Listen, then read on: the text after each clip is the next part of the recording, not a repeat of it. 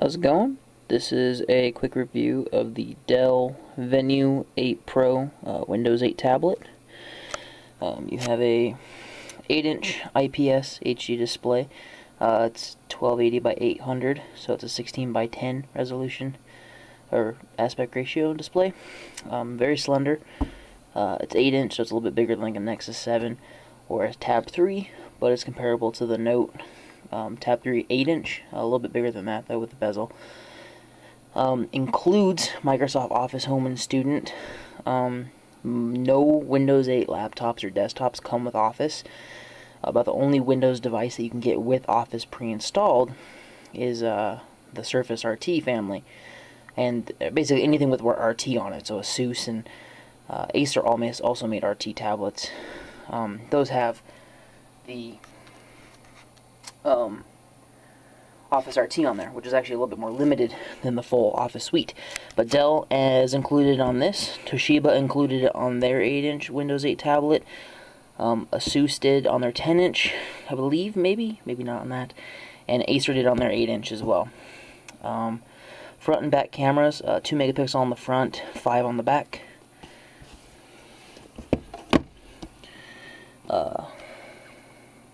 This has, again, 1280 by 800. Quad-core Atom Z3740D. It's the new series. 2 gigs of memory, 32 gigs of storage, Intel HD graphics, Windows 8.1 installed, wireless N plus Bluetooth, that's full 300N, micro SD card reader. Wait, my bad, 1.2 megapixel on the front, 18 watt an hour battery. It's about 0.35 inches thick, and it weighs 0.87 pounds. So that's the box. Nothing too impressive about it. I actually opened it already. 1 year limited warranty. I got a 2 year through SquareTrade. Pricing on these guys is around $300 through Dell for the 32 gig. Staples this week was selling it for $280. Amazon for $250. Staples will price match Amazon as long as it's shipped and sold through Amazon. $250 is about the best price I've seen on it new so far. So let me get the rest of the stuff that comes in the box and I'll show you that. Alrighty, so this is everything you get in the box. You get some paperwork, warranty and safety information, blah blah blah. Quick start guide about how to set up your wireless, install micro SD cards, charge it. This is very important. This is your COA for your Office 2013 Home and Student. The tablet itself, which has got tons of glare, and you can see me in the background there. AC adapter. This is actually a 2 amp, so don't go plugging in the cable and the tablet to your 1 amp cell phone charger. This is about as heavy duty as these little guys get. Windows 8 obviously. The USB cable, really short, really short, kind of pissed about that. And then I got this for free through Staples, because if you buy a Windows 8.1 touchscreen device, you get a free $25 Microsoft Store card, so I was able to get some games for that. Alright, let's take a look at the tablet.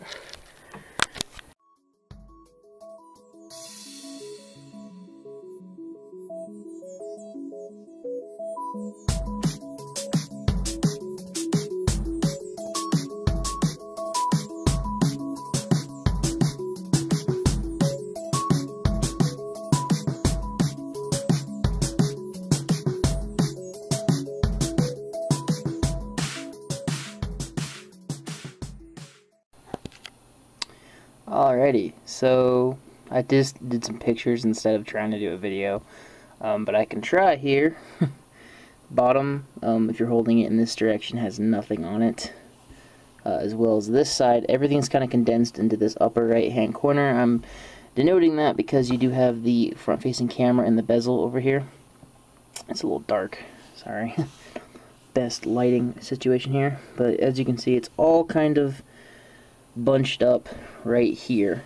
You've got volume up, volume down, power button, your micro USB, which is for charging, and then Dell didn't include it, but they do sell a micro USB to full USB. Basically, this is USB on the go capable, meaning you can get those adapters. I got the Dell one ordered. It was like $7. For $7, I really don't know why they didn't just include it with the device. It adds so much more functionality to it that it seemed stupid of them not to include it, but they chose to. turn it off here. That just puts it to sleep by default. Power button is sleep. Oh, yay! I think I have accidental on here. Headphone port and your Windows key, so you can get back to the start menu quick and easily here. A lot of Windows devices have this either built in onto the touch panel. Obviously all Windows keyboards have a Windows key on them. Your single speaker is on the other side here. You have some labeling information from Dell, then there's a speaker here. Just mono. Not bad though, not a bad speaker at all.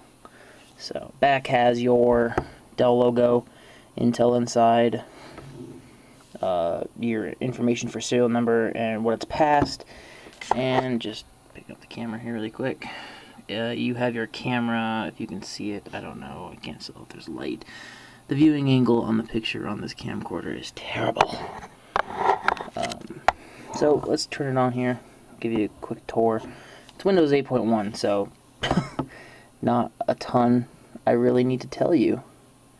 Oh, and on the side where the buttons were, up here, you have your micro USB or micro SD card slot. It's underneath the flap here. And on certain models that they haven't released yet, or at least not in the States, these will have a micro SIM slot as well, so you can make these cellular. Don't know when they're going to be releasing those, or if there even are at this point. Alright, I just need to refocus really quick. So obviously I'm signed in as me. I've customized my start menu a little bit here, Office. The reason they give you that packet is because you have to hit this, say I've already purchased another version of Office, give it the key, it'll download it. I haven't downloaded it because I have no intention of putting Office on here because I don't need it on here. Put Halo, Spartan Assault on here. I used my free card to get it. Shrunk all the icons down to their new small siding. One nice thing about 8.1 is you can really customize the start menu. Like you can have the same background on your start menu as you have on your desktop, so it helps give a little less of a jarring sensation when you move back and forth. So let's talk, I guess, CPU performance wise. This actually outperforms my older Core 2 Duo laptop. I have a XPS M1710, has a 2 GHz Core 2 Duo. It scores 1800 on the CPU score in 3D Mark 06. I have Cinebench 11 up here. If you can see those scores there. 1.25 on all 4 cores running and 0.3 points on the multi-core. That's similar to AMD's A4 series. The quad-core A4s, the 5000 and the 1450, which is their tablet one. The 1450, this beats. The quad-core, it's just behind, which is pretty amazing since that quad-core is a 15-watt chip and this is a 4-watt chip. That Core 2 Duo beats is a 35-watt chip, and this is a, again, 4-watt chip for the whole package. You have 2 gigs of RAM, not a huge issue since you have an SSD in here. Your page file is not necessarily slow. It doesn't come with a lot of open space, about 8 gigs, 9 gigs. I deleted Hibernation, so that gave me about another 2.5, 3 gigs. I'm almost out of space on my SD card. And the camera, not in this. I put my 16 gig micro SD card from my phone in here, and that's working fine. Got my networked devices on here. Just a second here. I'm gonna cut this and get a new card in here to finish this with you guys really quick. Alrighty, sorry about that. This camera has a very small memory card in it right now. Nothing really comes with it in the box, which would explain the price range here. I would definitely suggest getting a secure digital card if you plan on storing any media on here. It does work with the 64 gig class 10 speedy micro SD cards. I just threw a 16 gig in here because that's what I had. I'm not really using that much on my phone. I can use one of the 4s I have laying around. The camera quality is nothing spectacular. Let's see if I can launch it here. There we go. Back camera is, 5 megapixels. There's a picture of my TAC-X, I guess. On the monitor. you're seeing a camera picture through a camera of a, that's trippy. Front camera's definitely sufficient enough for Skyping, any basic things you need to do like that. Touch in the desktop is a little meh, so I would definitely recommend getting a Bluetooth mouse if you're going to actually use this as kind of a laptop system. Dell also offers a wireless Bluetooth keyboard. Yes, I have a mouse. I have a Bluetooth Microsoft mouse. I ordered a Bluetooth Dell mouse because my Microsoft mouse is ancient now. Quick and easy to pair. As you can see, I have one of the older mice because that has a ton of latency. Might just be the camera. Who knows? So I'm going to use that to navigate a bit more here. God, I need to move this back. That'll open up the display a bit more there. Oh, zoomed all the way out. So, performance-wise, this thing has got more than enough pep to do anything you want to do. I mean, unless you're going to be doing, like, heavy-duty video editing or anything like that, but you don't really have the storage to do that, really. But it can do it. You can install the programs on here and do it. Just wouldn't recommend it, even though I do all sorts of things on that cord to do a laptop still. So, main reason I got this was to replace the 12-inch Dell that I got 8 years ago now. 8 years ago, the Latitude X1. It was dying. I broke the screen finally, and so I was like, okay, I better get a new mouse, or a new laptop, like miniature one, and I saw this, and I saw the price, and I was like, hell to the yes. What else comes on here? I mean, it's a very bare bones. There's not even an antivirus installed. The Windows Defender antivirus is activated by default. You might want to be looking into a better antivirus when you get this. Windows Defender is not terrible, but it's definitely not the best on the market. As you can see, I have like Steam and all my normal things installed on here because it is Windows 8.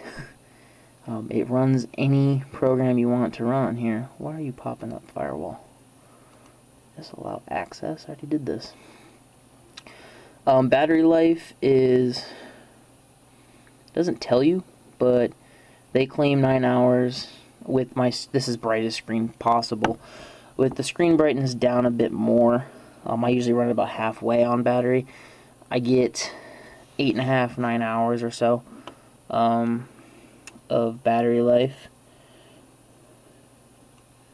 The on-screen keyboard in Windows 8 and 8.1 is actually one of the better ones I've ever gotten the chance to use.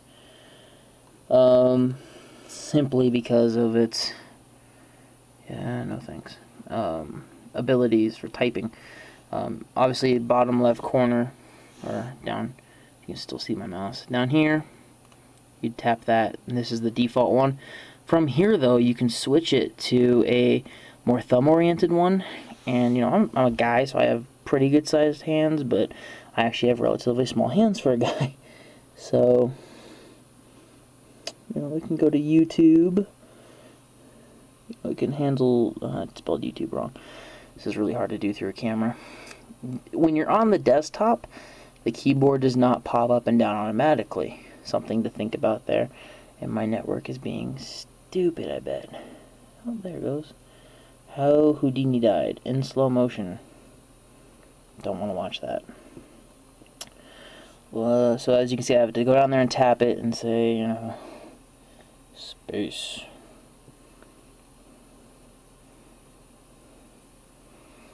Ads are running fine. God, I get so used to Mozilla Firefox with the ad blocker. The next Big Bang. World War II from space. I just want the Asteroid Impact HD video. I thought if I used to search space that would pop up. Oh, better hurry. Asteroid.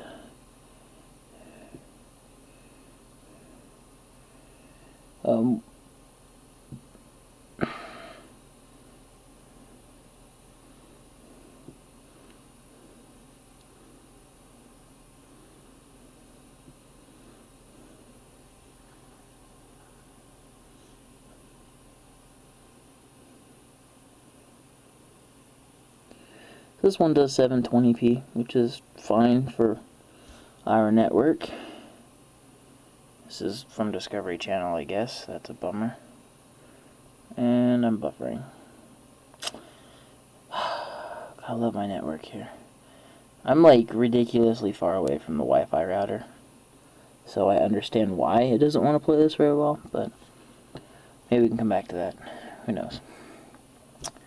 So, advantages of this over a iPad. Obviously, it has all the normal advantages over an iPad. You can plug in a USB device. It has micro SD card slots, so you're not stuck with the memory that it comes with.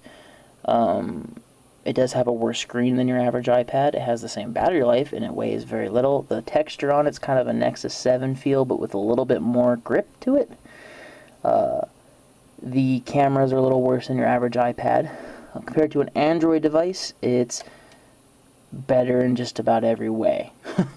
Because of the big thing this one comes with the ability to do is it comes with Office, full Windows, Microsoft Office out of the box.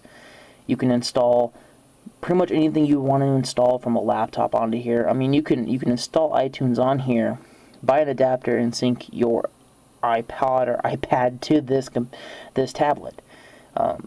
This has the capability with certain accessories to completely replace a computer, depending on what you do. And if you're a pretty basic user, this is going to replace everything a computer can do very well.